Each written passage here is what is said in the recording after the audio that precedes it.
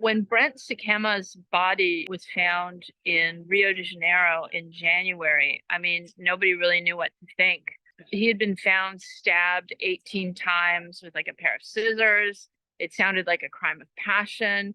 Nobody really knew what he was doing there. So I spent a few weeks looking into it and calling people in Brazil. And it seems that Brazilians arrested a Cuban man who had just moved to Brazil and actually had met Brent Sikama when he was in Cuba with his husband, who is also a Cuban national.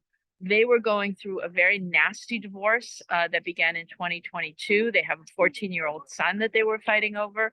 And the Brazilian police last week said that they wanted to speak to the Cuban-born husband, Daniel Sikama, to find out if he knew the suspect.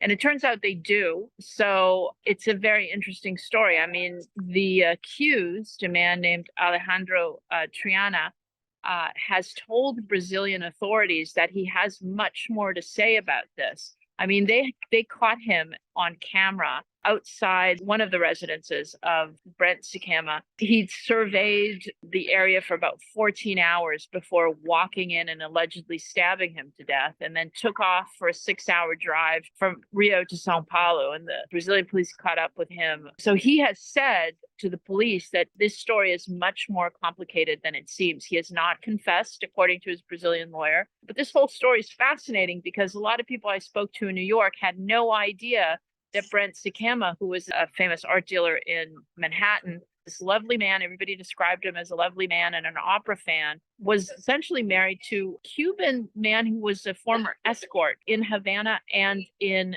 Madrid. So a very complex story, because you have on the one hand this sort of very well-known contemporary art dealer and this sort of other life that he had in sort of gay circles in Havana, Fire Island, and in Rio de Janeiro. So a lot there that we're still waiting to find out about.